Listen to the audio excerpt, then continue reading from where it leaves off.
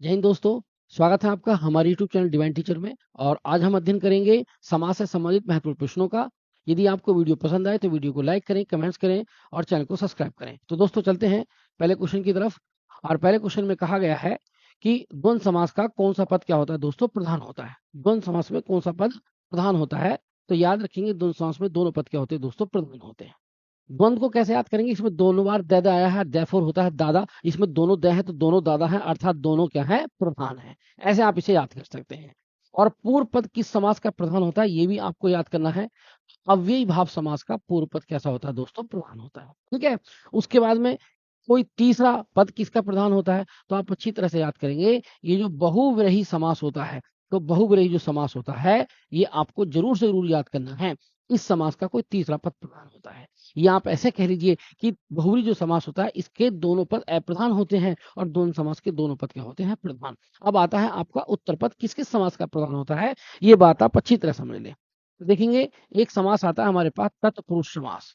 अब ये तत्पुरुष समास है, तो तत्पुरुष समास अगर आप देखेंगे तो तत्पुरुष समास का उत्तर पद क्या होता है दोस्तों? तो इस समास का उत्तर पद क्या होता है?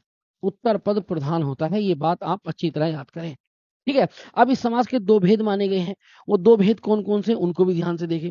एक भेद है जिसको कहते हैं कर्मधारय समास, और इसका एक भेद है जिसको कहते हैं द्विगु समास। ठीक है। तो इसलिए तत्पुरुष समास का अगर उत्तरपद प्रधान है दोस्तों, तो इन दोनों समास के भी उत्तरपद प्रधान होंगे। तो एग्जाम में क्वेश्चन ये पूछा जाता है कि बोले कौन कौन से समासों के उत्तरपद प्रधान होते हैं? तो तत्पुरुष समास, कर्मधारय समास और द्विगु समास। और ये भी पूछा गया है कि तत्पुरुष समास के अंतर्गत कौन कौन से समास माने जाते हैं? तो याद रखेंगे कर्मधारय समास और द्विगु समास। इसीलिए इन तीनों समासों के उत्तर पद प्रधान होते हैं। किस समास का कोई भी पद प्रधान नहीं होता? किस समास का कोई तीसरा पद प्रधान होता है? किस समास के दोनों पद अप्रधान होते हैं? तो वह है आपका बहुव्रीहि समास। ठीक है। और किस समास के दोनों पद प्रधान होते हैं? तो वह है आपका द्वंद्व समास। और किस समास का पहला पद प्रधान होता है? तो वो होता है विभाव समास। ठीक है दोस्तों, अगले क्वेश्चन की तरफ बढ़ते हैं। देखिए अगला क्वेश्चन क्या कहता है उसको ध्यान से देखते हैं। अगला क्वेश्चन कह रहा है सर, इनमें से इनमें से कौन सा कथन पूरी तरह तत्पुरुष समास से संबंधित है? तत्पुरुष समास से कौन सी बात बिल्कुल आपको बतानी है, संबंधित है? तो पहली लाइन पढ़ते हैं। इसमें पूर्व पद प्रधान होता है। तो मेरे भाई याद रखेंगे पूर्व पद जो होता है वो अव्ययी भाव समास में प्रधान होता है, ये याद रखना। ठीक है। उसके बाद में कह रहा है इसमें पूर्व पद संख्यावाची होता है। तो अगर किसी शब्द में शुरू में संख्या आए और वो संख्यावाची हो तो वो होता है दोस्तों, याद रखेंगे, वो होता है द्विगु समास में। कौन से में? द्विगु समास में। आप याद रखेंगे कि पूर्व पद में अगर संख्या आएगी तो वो द्विगु समास होगा। उसके बाद में आता है इसमें प्राय उत्तर पद प्रधान होता है। तो मेरे दोस्तों उत्तर पद प्रधान होता है तीन समासों में, तत्पुरुष समास, कर्मधारय समास और द्विगु समास। तो इसका जो उत्तर होगा वो तत्पुरुष होगा। क्यों होगा दोस्तों तत्पुरुष समास? इसलिए इसका उत्तर सही होगा क्योंकि तत्पुरुष समास के दो भेद हैं, कर्मधारय और द्विगु, और उनका भी उत्तर पद प्रधान होता है। तो उसने पूछा था कि तत्पुरुष समास से कौन सी बात बिल्कुल सही है? तो आप याद रखेंगे ऑप्शन नंबर सी, ये बिल्कुल सही है। और लास्ट लाइन पढ़ेंगे, इसमें पूर्व पद अव्यय होता है। तो याद रखिए इसमें अव्यय लिखा हुआ है, तो पूर्व पद जो अव्यय होगा वो आपको याद रखना है, वो होगा अव्ययी भाव समास में, अव्ययी भाव समास में। तो पूर्व पद अव्यय होगा अव्ययभाव समास में, पूर्व पद प्रधान होगा अव्ययभाव समास में, और पहला पद संख्यावाचक होगा तो द्विगु समास में। और किस किस समास का उत्तर पद प्रधान होता है ये मैंने अभी आपको पीछे बताया, तत्पुरुष समास। और तत्पुरुष समास के अंतर्गत दो भेद माने गए हैं, कर्मधारय समास और आपके द्विगु समास। उनका भी उत्तर पद क्या होता है दोस्तों? प्रधान होता है। ठीक है। तो यहां से बहुत सारे क्वेश्चन बनते हैं, ये आप अच्छी तरह याद रखेंगे। इसके बाद में दोस्तों हम अगले क्वेश्चन की तरफ बढ़ लेते हैं। अगला क्वेश्चन क्या कह रहा है सर? अगला क्वेश्चन कह रहा है आप बीती में कौन सा समास है दोस्तों? ठीक है। आप बीती में कौन सा समास है, ध्यान से देखना। तो अगर हम समास विग्रह करना नहीं जानते तो हम समास नहीं बता सकते, ये ध्यान रखना आप बीती को अगर ध्यान से देखेंगे तो इसका मतलब है आप पर बीती। क्या मतलब है इसका दोस्तों? आप पर बीती। तो आपने देखा कि इसमें पर शब्द आया, क्या आया? पर। और जो में और पर शब्द आते हैं वो होते हैं अधिकरण तत्पुरुष समास। में पर क्या है? अधिकरण तत्पुरुष समास। तो देखेंगे तत्पुरुष समास के 6 भेद हैं, जिसमें आता है आपका क्रम को करण से के द्वारा, संप्रदान के लिए, अपादान से अलग होने में, संबंध काकी के, और अधिकरण में पर। में पर से अगर आप अलग करते हैं तो वो होगा अधिकरण तत्पुरुष। अब इसमें अधिकरण करके दे नहीं रखा तो इसमें केवल उत्तर क्या आ जाएगा आपका? तत्पुरुष समास दोस्तों। ठीक है, ये ध्यान रखना। जैसे आप यहाँ देखेंगे तो यहाँ पर एक शब्द आता है, जैसे आप देखेंगे रथारूढ़। तो रथारूढ़ का मतलब होता है रथ पर आरूढ़। तो इसका मतलब है रथ पर आरूढ़। और आरूढ़ का दोस्तों मतलब होता है आपका बैठा हुआ। पर बैठा है, पर आया तो भी इसमें तत्पुरुष समास है।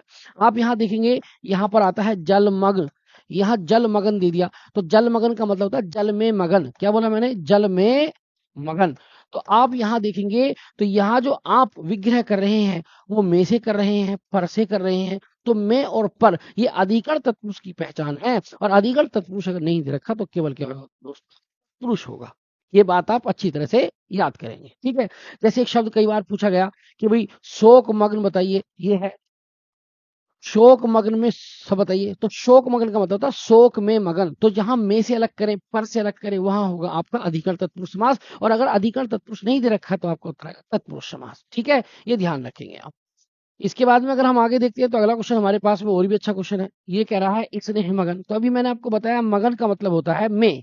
जैसे आप देखेंगे स्नेह मगन, तो स्नेह का मतलब होता है प्रेम में मगन, प्रेम में मगन दोस्तों। तो यहाँ आप देख रहे हैं तो यहाँ पर में आया, क्या आया? में। और में और पर क्या है? अधिकरण तत्पुरुष। तो अगर अधिकरण नहीं दे रखा तो केवल तत्पुरुष आपका उत्तर होगा, और ये आपका उत्तर नंबर बी है। ये आप अच्छी तरह से समझे।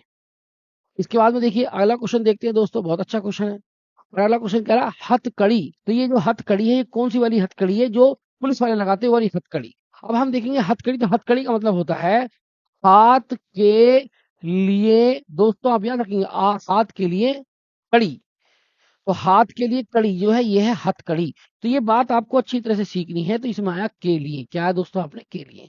अगर आप किसी शब्द का समास विग्रह नहीं कर सकते तो दोस्तों आप उसमें समास नहीं बता सकते। इसलिए हथकड़ी का जो मतलब है वो है हाथ के लिए कड़ी, हाथ के लिए कड़ी। तो के लिए सेलेक्ट किया। और अगर आप देखेंगे तो तत्पुरुष का एक भेद आता है संप्रदान तत्पुरुष, और संप्रदान तत्पुरुष की जो विभक्ति होती है वो होती है के लिए। तो इसमें समास जो होगा वो तत्पुरुष होगा। कौन सा वाला तत्पुरुष? तो होगा संप्रदान तत्पुरुष। तो इसमें संप्रदान दे नहीं रखा तो दोस्तों इसका उत्तर आएगा आपका केवल तत्पुरुष समास। जैसे आप यहाँ पर देखेंगे, मैंने आपके सामने कहा, बोले साहब रसोई घर। तो रसोई घर का मतलब क्या होता है दोस्तों? तो आप याद रखेंगे रसोई के लिए घर। तो आपने लिए से अलग किया, तो लिए से अलग कर रहे हैं ना, तो ये आपका क्या है? संप्रदान तत्पुरुष, तो तत्पुरुष होगा। आप यहाँ देखते हैं तो बोले भाई पुत्र शोक, पुत्र शोक। पुत्र शोक का मतलब है पुत्र के लिए शोक, याद रखना, पुत्र के लिए शोक। रसोई घर का मतलब रसोई के लिए घर। इसी प्रकार से अगर आप देखेंगे तो एक शब्द आता है सभा भवन। तो सभा भवन को देखेंगे तो सभा के लिए भवन। तो यहाँ के लिए सेलेक्ट करेंगे, वहां होगा संप्रदान तत्पुरुष समास। अब इसमें संप्रदान करके नहीं रखा तो केवल क्या आएगा? पुरुष समास। तो ये बात भी आपको अच्छी तरह से याद करनी है, ठीक है दोस्तों। इसके बाद में देखिए अगला क्वेश्चन हमारे पास में बहुत अच्छा है। ये है राज दरबार। अगर हम राज दरबार शब्द देखेंगे तो राज दरबार का मतलब होता है राजा का दरबार। दोस्तों राज दरबार का जो मतलब होता है वो होता है राजा का दरबार। तो यहाँ का से लग किया, और जहां का की के शब्द आते हैं वहां होता है संबंध तत्पुरुष। ये मैं आपको सारी चीजें समास की पूरी क्लास में पढ़ा चुका हूँ। जो बच्चे इस वीडियो को पहली बार देख रहे हैं तो इसको देखने से पहले समास की फुल वीडियो आप देख ले, आपको ये सारी बातें अच्छी तरह से समझ में आ जाएंगी। तो काकी के जो है ये कारक चिन्ह है किसका? ये कारक चिन्ह है दोस्तों आपके संबंध तत्पुरुष समास का, संबंध तत्पुरुष समास का। ये याद रखें। अब इसमें संबंध करके नहीं दे रखा तो केवल क्या आ जाएगा दोस्तों? आपका तत्पुरुष समास। ऑप्शन नंबर सी बिल्कुल करेक्ट आंसर होगा। जैसे इसमें कई बार शब्द आता है, बोले भाई ये लिखा है आपका गंगा जल। तो गंगा जल का मतलब क्या होता है दोस्तों? तो ये आप याद रखेंगे, बोले साहब गंगा का जल याद रखें, ये लिए गंगा का जल। आप यहाँ देखेंगे, बोले भाई राजकन्या। तो राजकन्या का क्या मतलब होता है? तो दोस्तों ये होता है राजा की कन्या, राजा की कन्या। तो जहां आप संबंध बता रहे हैं ताकि के से अलग करें वहां संबंध तत्पुरुष समास। तो इसमें तत्पुरुष समास होगा दोस्तों, ये ध्यान रखना। इसके बाद में हम अगले क्वेश्चन की तरफ बढ़ लेते हैं। अगला क्वेश्चन है हमारे पास गंगा जल। अभी मैंने आपको बताया गंगा जल का क्या मतलब होता है, तो गंगा का जल। तो इसमें भी कौन सा समास है दोस्तों? आपका तत्पुरुष समास है। यह बात आप अच्छी तरह से याद करें। इसके बाद में देखेंगे सर अगला क्वेश्चन, बहुत अच्छा क्वेश्चन है। ये क्वेश्चन दिया है हस्तलिखित। तो हस्तलिखित का क्या अर्थ होता है देखेंगे हम। हस्तलिखित का क्या अर्थ है? तो दोस्तों हस्तलिखित में देखें तो हस्तलिखित का मतलब होता है हस्त द्वारा लिखा गया, लिखा गया। तो यहाँ लिखा गया किसके द्वारा? हस्त के द्वारा लिखा गया दोस्तों, हस्त के द्वारा लिखा गया। और जहां द्वारा से विभक्ति करेंगे आप, द्वारा से आप समास विग्रह करेंगे तो वहां आता है आपका कर्ण तत्पुरुष समास। क्या आता है? कर्ण तत्पुरुष समास। क्योंकि कर्ण तत्पुरुष समास का मतलब होता है कर्ण से के द्वारा। क्या होता है? से के द्वारा, ठीक है। तो यहाँ पर कर्ण तत्पुरुष समास होगा, और यहाँ कर्ण करके नहीं दे रखा तो केवल करके आ जाएगा हमारे पास तत्पुरुष आ जाएगा। जैसे हम यहाँ पर देखेंगे, मैंने आपके सामने कहा, बोले साहब ये लिखा है तुलसी कृत, तो तुलसी कृत का मतलब क्या होता है दोस्तों, तुलसी द्वारा रचित, इसमें भी तत्पुरुष होगा। ठीक है, मैं आपके सामने कह रहा हूँ, बोले साहब रस भरा, तो रस भरा बोला, तो रस भरा बोल दिया ना, तो रस भरा का मतलब है रस के द्वारा भरा हुआ। तो जहां द्वारा के अर्थ में प्रयोग कर रहे हैं आप समास विग्रह से, तो वहां भी तत्पुरुष होगा। कौन सा तत्पुरुष, अगर ये पूछा जाए डीप में, कर्ण तत्पुरुष होगा। ठीक है, ये ध्यान रखना। इसके बाद में दोस्तों हम अगले क्वेश्चन की तरफ बढ़ते हैं। हमारे पास में अगला क्वेश्चन बहुत इंपॉर्टेंट है। ये कह रहा है सर धीरे धीरे में कौन सा समास है, धीरे धीरे में कौन सा समास है। ध्यान से सुनना दोस्तों, ये बहुत इंपॉर्टेंट शब्द है। तो यहाँ पर आपको याद रखना है धीरे धीरे में अव्ययीभाव समास है। आप कैसे याद करेंगे, अगर समान शब्द आते हैं, जैसे कि आप देखेंगे गांव गांव शब्द आया, ये आप याद रखना, गांव गांव। या आप देखेंगे बोले साहब शहर शहर शब्द आया, या आप देखेंगे बोले साहब आपका धीरे धीरे शब्द आया, धीरे धीरे। या आप कहेंगे बोले सर पल पल शब्द आया, पल पल। तो अगर सेम शब्द आते हैं, बिल्कुल सेम टू सेम शब्द आते हैं, तो सर उनमें अव्ययीभाव समास होगा। कौन सा समास होगा, अव्ययीभाव। कभी कभी सेम शब्दों को कैसे लिख देते हैं, जैसे मैंने आपके सामने कहा रात रात, तो रात रात में भी अव्ययीभाव समास होगा। अब हम रात रात को लिख सकते हैं रातों रात, तो रातों रात का मतलब है रात रात। ठीक है, जैसे आप देखेंगे दिन दिन, तो दिन दिन आपने लिख दिया, तो दोस्तों दिन दिन को आप लिख सकते हैं दिनों दिन। क्या लिख सकते हैं आप, दिनों दिन लिख सकते हैं, ये आप समझे। तो मेरे प्यारे भाई दिनों दिन में कौन सा समास, अव्ययभाव समास। क्यों, क्योंकि दिनों दिन का मतलब है दिन दिन, और रातों रात में कौन सा समास, तो भी आपका विभाव समास। अगर आपको समान शब्द आते हैं बिल्कुल सीधे सीधे लिखे हुए, जैसे अब मैं कहने लगूं कैमरा कैमरा, घड़ी घड़ी, घर घर, गांव गांव, पर पर, चल चल, इन सब में विभाव समास होगा। ये बात आप अच्छी तरह से समझ लें। और दोस्तों याद रखेंगे अव्ययभाव समास का पहला पद क्या होता है, प्रधान होता है, ये ध्यान रखेंगे। इसके बाद में हम अगले सवाल की तरफ चलते हैं। अगला क्वेश्चन हमारे पास में क्या कह रहा है, अब ये वही क्वेश्चन आएगा रातों रात, तो रातों रात में कौन सा समास है दोस्तों, इसमें भी आपका अव्ययीभाव समास होगा। मैंने भी आपको बताया, क्योंकि रातों रात की अगर हम चर्चा करें, तो रातों रात का मतलब है रात और रात, ये केवल समान शब्द आ रहा है सर। अगर समान शब्द आ रहा है तब भी क्या होगा, आपका विभाव समास होगा, ये मैंने भी आपको बताया दोस्तों। इसके बाद में देखिए अगला क्वेश्चन बहुत इंपॉर्टेंट है हमारे पास में। ये कह रहा है यथासंभव, क्या कह रहा है, यथासंभव। अब ये क्वेश्चन आएगा यथासंभव में कौन सा समास है, तो इसमें भी आपका अव्ययीभाव समास है। क्यों, क्योंकि यथा जो है एक क्या है, अव्यय है, और जहां अव्यय है वहां पर क्या है, अव्ययीभाव समास है। अगर हम देखेंगे तो यहाँ पर आता है यथा क्रम, तो यथा क्रम में भी अव्ययीभाव समास होगा। हम देखेंगे बोले साहब यथाशक्ति, तो यथाशक्ति में भी अव्ययीभाव समास होगा। हम देखेंगे यथा विधि, तो यथा विधि में भी क्या होगा, अव्ययीभाव समास होगा। हम यहाँ पर समझेंगे तो बोले यथाशक्ति, तो यथाशक्ति में भी आपका अव्ययभाव समास होगा। यथा का मतलब होता है अनुसार, जैसे यथाशक्ति का समास विग्रह करेंगे तो शक्ति के अनुसार, यथा विधि का करेंगे तो विधि के अनुसार, यथाशक्ति शक्ति के अनुसार, यथा क्रम क्रम के अनुसार, यथा संभव संभव के अनुसार। ठीक है, तो अगर यथा शब्द शुरुआत में आ जाए तो भी वो कौन सा समास होगा, अव्ययीभाव समास होगा। अब इसके अलावा आप और समझे, जैसे आप देखेंगे अगर आपको कहीं भी शुरुआत में यथा आ जाए, या बड़ा आ शब्द आ जाए, या आप देखेंगे कि कृति शब्द आ जाए, तो इन सब में अव्ययीभाव समास होगा दोस्तों। कौन सा, अव्ययीभाव समास। या भर शब्द आ जाए तो अव्ययीभाव समास होगा। जैसे आप यहाँ समझेंगे, मैंने आपके सामने कहा भरपेट, तो भरपेट में विभाव समास है दोस्तों। आप देखेंगे बोले भाई यथा शीघ्र, तो यथा शीघ्र में भी आपका विभाव समास है। आप देखेंगे तो यहाँ पर आता है आजन्म, तो आजन्म में भी अव्ययभाव समास है। प्रति में देखेंगे तो जैसे देखेंगे प्रत्येक, एक एक करके, तो यहाँ भी अव्ययभाव समास है। आप यहाँ पर देखते हैं बोले साहब भरपेट, तो भरपेट में या भर उम्र, तो यहाँ पर क्या है, आपका अव्ययभाव समास है। अव्ययीभाव समास के बारे में मैंने आपको बताया। इसके बाद में एक बात और आप अच्छी तरह समझना, बहुत इंपॉर्टेंट बात है, ये वेरी वेरी इंपॉर्टेंट है, आप इसको जरूर समझ लेना। ये क्या है, अगर मान लीजिए आपने यहाँ पर गंगा शब्द लिखा, क्या लिखा दोस्तों, गंगा, और गंगा से पहले आप लिख दी गिनती, जैसे आपने कहा कि बोले सर पंचगंगा।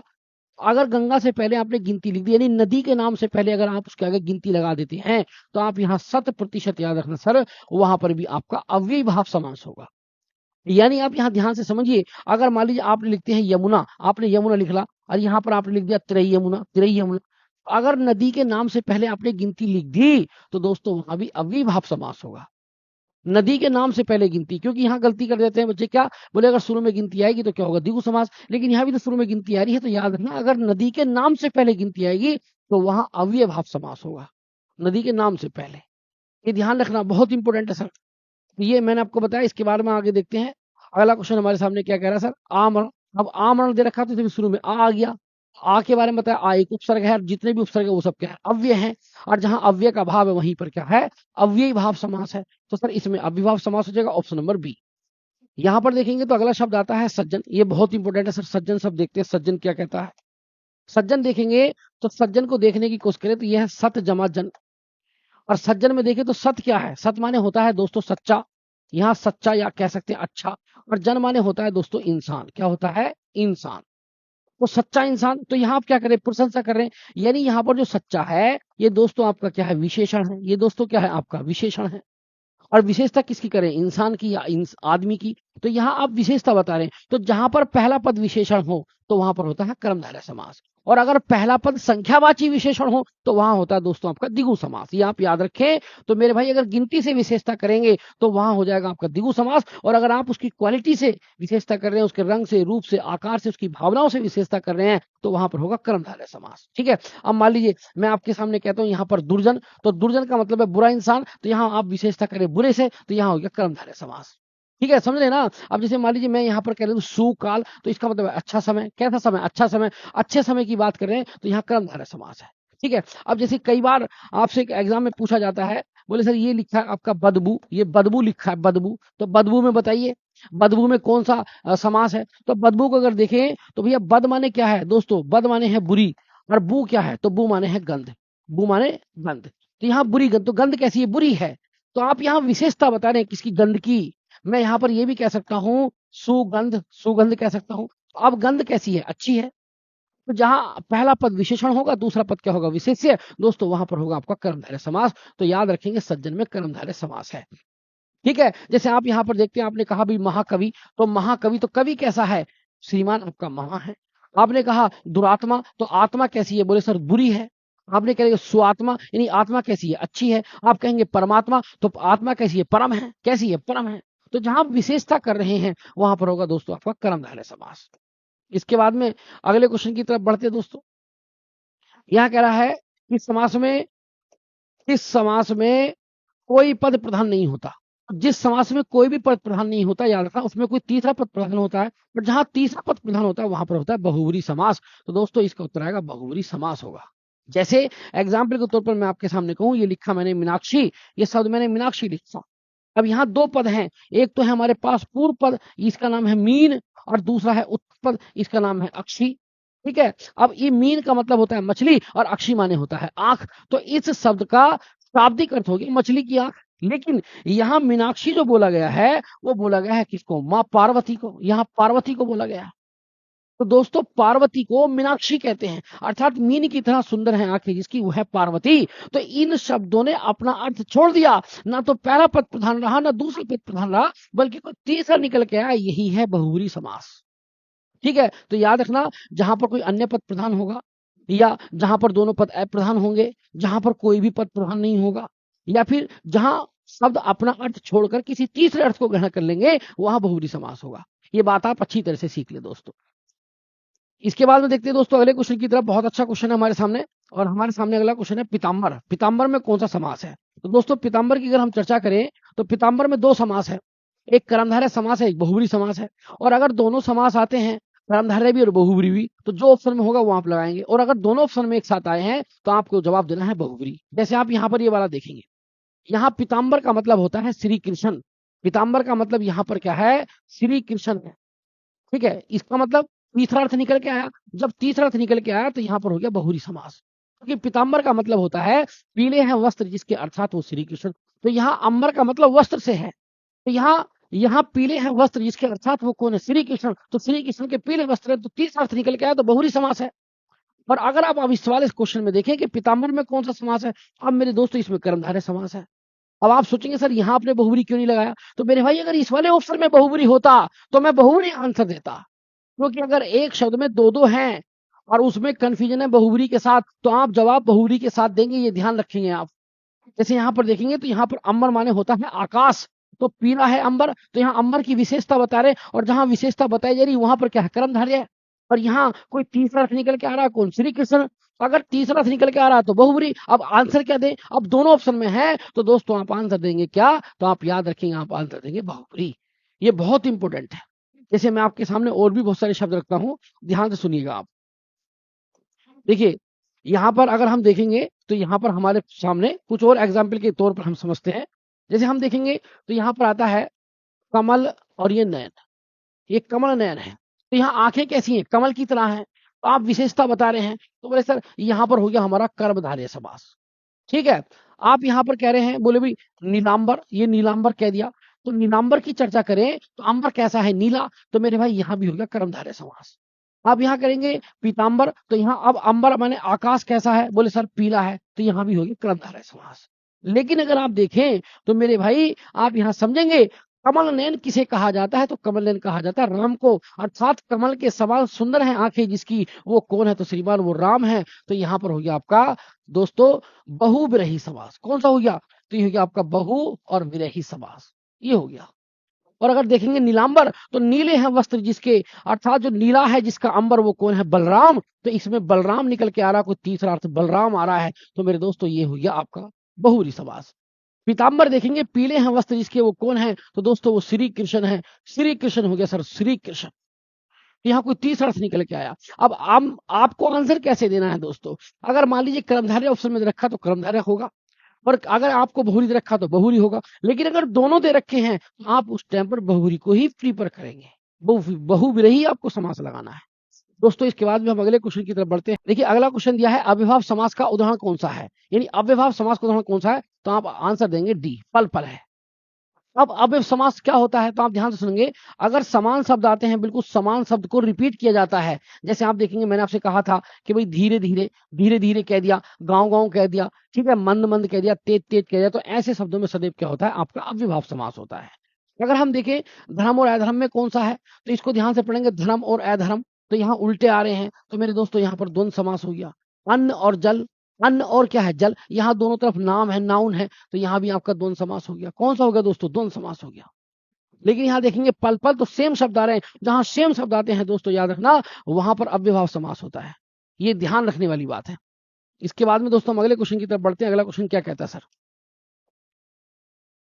देखिए अब अगला क्वेश्चन समझते हैं। अगला क्वेश्चन क्या है दोस्तों, मृत्युंजय पद में कौन सा समास है, तो आप याद रखेंगे बहुव्रीहि। मृत्युंजय यानी मृत्यु पर जय, मृत्यु पर विजय प्राप्त लिखी है किसने, अर्थात आपके शिव जी ने, तो इसमें कोई तीसरा अर्थ निकल के आ रहा है शिव, क्योंकि शिव ने मृत्यु पर विजय प्राप्त कर रखी है। अगर आप देखेंगे तो शिव जी ने पूरे का पूरा विष पी लिया, और विष पीने के बाद उनका पूरा शरीर नीला पड़ गया, परंतु उनकी मृत्यु नहीं हुई, इसलिए उनको कहा जाता है मृत्युंजय, अर्थात मृत्यु पर विजय प्राप्त करने वाला वह है मृत्युंजय, और वह है भगवान शिव। ये बात याद रखेंगे आप।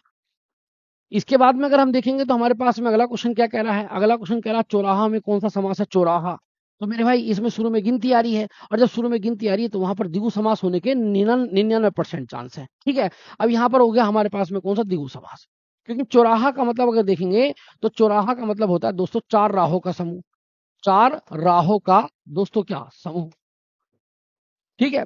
अगर हम देखेंगे तो यहाँ पर लिखा है तिराहा, तो तिराहा का मतलब क्या होता है, तीन राहों का समूह, ये ध्यान रखेंगे।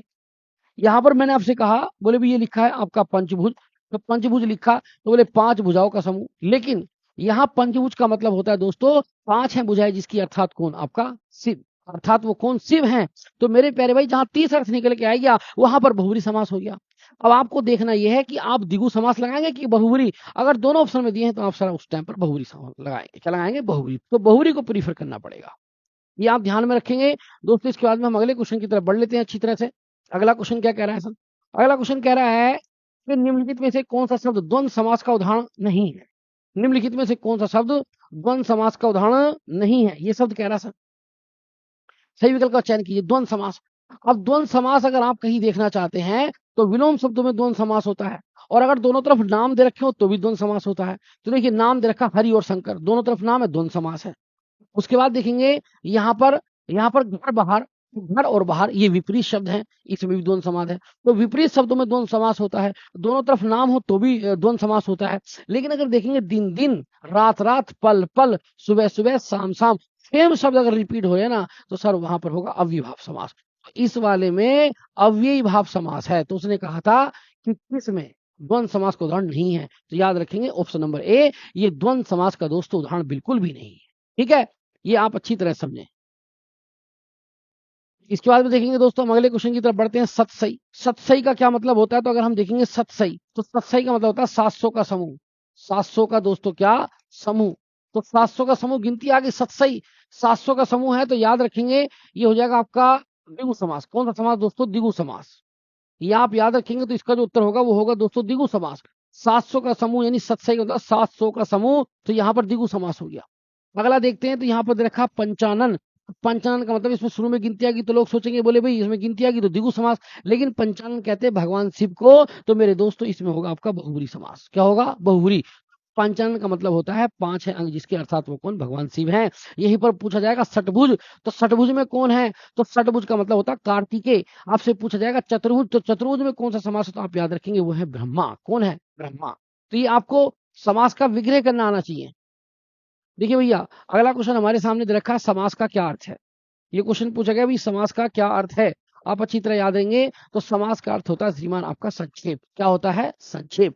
तो बहुत सारे पदों का मिलकर के एक पद हो जाना समास कहलाता है, अर्थात कई सारे शब्दों को सकोड़ करके एक छोटा शब्द बना देना क्या कहलाता है? समास। उसे ही संक्षेप कहते हैं। जैसे मैंने आपके सामने कहा रसोई के लिए घर, तो एक इतना सारा मैंने लंबा शब्द लिखा, एक लंबा। अब मैंने इसको शॉर्ट फॉर्म में क्या कर दिया? बोले मैंने इसको कह दिया आपके सामने, बोले सर रसोई घर, ये रसोई घर कह दिया। तो इतनी लंबी रामायण को छोड़ करके एक रसोई घर कह दिया। ठीक है। रथ पर बैठा हुआ, एक लंबा शब्द बोला रथ पर बैठा हुआ। अब इसका मैं ये समास करना तो क्या कहूंगा? रथारूढ़। इसका मतलब भी रथ पर बैठा हुआ। मैं आपके सामने बोलूं जल में मगन है जो, ठीक है, जल में मगन है जो, इतनी लंबी लाइन बोली और मैं इसको शॉर्ट फॉर्म में कह सकता हूँ जलमगन। तो बड़ी बात को छोटे शब्दों में कह देना, ज्यादा शब्दों को कम शब्दों में व्यक्त कर देना ही क्या है? संक्षेप है। और उसी संक्षेप को क्या कहते हैं? समास कहते हैं। तो ये बात आपको अच्छी तरह से सीखनी है दोस्तों। देखेंगे यहाँ पर द्विगु समास दे रखा है। द्विगु समास का उदाहरण बताइए, द्विगु समास का उदाहरण क्या है? अब मैंने आपको बताया था द्विगु समास का जो पूर्व पद होता है वो संख्यावाची होता है, गिनती होनी चाहिए। तो अगर हम देखेंगे तो इसमें यथा आ रहा है, तो दोस्तों यथा आने पर ये हो गया आपका अव्ययी भाव समास।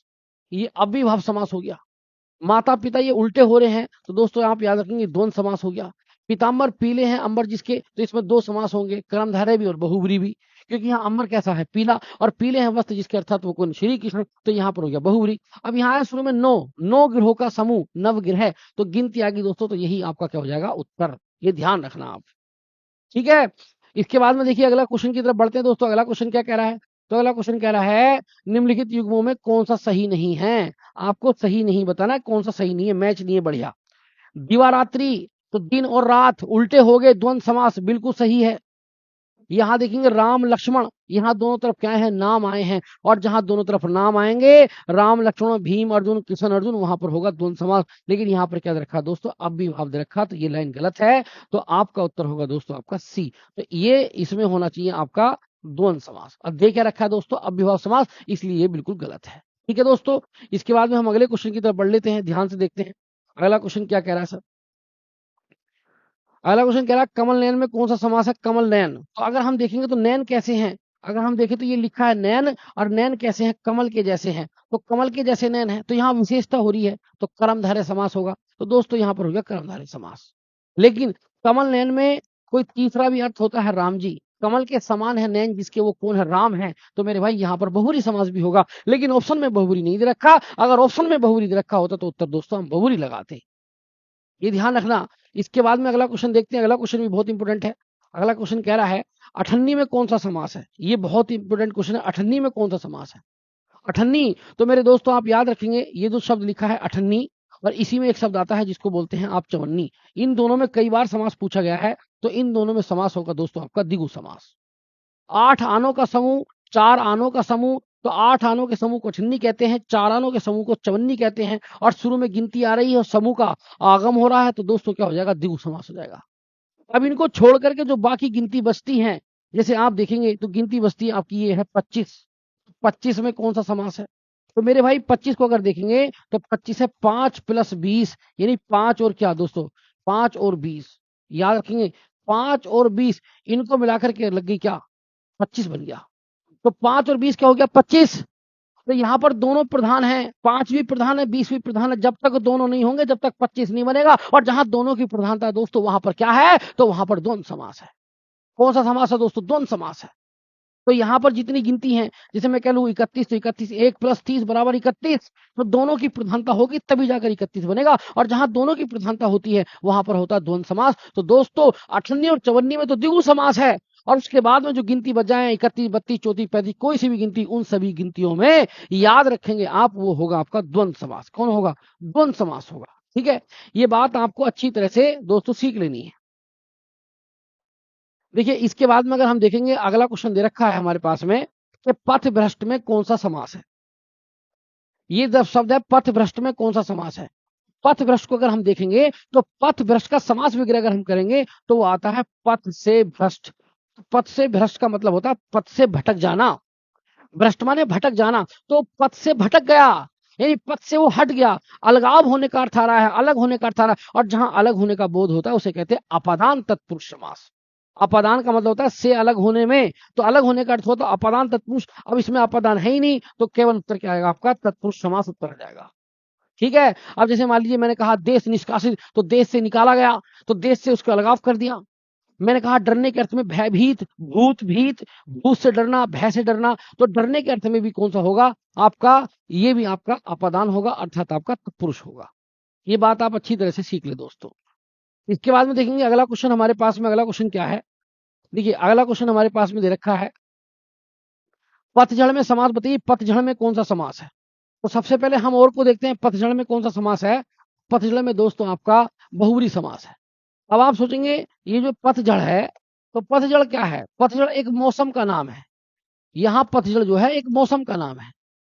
एक पतझड़ जो है एक मौसम है, लेकिन अगर हम इसमें देखें, इसमें दो शब्द है पत और झड़। पत माने पत्ते, झड़ माने झड़ गए, तो पत्ते झड़ते हैं, इसका तो मतलब ये है। लेकिन यहाँ पर पत्ते झड़ते हैं, तो यहाँ पर इन दोनों का कोई अर्थ नहीं है, बल्कि कोई तीसरा अर्थ निकल के आएगा, एक स्पेशल मौसम। कुछ जहां कोई तीसरा अर्थ निकल के आ रहा है दोस्तों, वहां पर होता है बहुब्री समास। ये बात आप सही करके समझ लें। देखिए अगला क्वेश्चन दे रखा है सर, लाभ हानि में कौन सा समास है? ये क्वेश्चन है लाभ हानि में कौन सा समास है। तो लाभ हानि उल्टे हैं, और जहां पद उल्टे होते हैं लाभ हानि है। आप देखेंगे दिन रात है, सुबह शाम है, भाई बहन है, माता पिता है, तो दोस्तों वहां पर कौन सा समास होता है? तो आप याद रखेंगे वहां पर दे रखा इनमें से कोई नहीं, अर्थात वो होगा आपका द्वंद्व समास। कौन सा? द्वंद्व समास। ठीक है।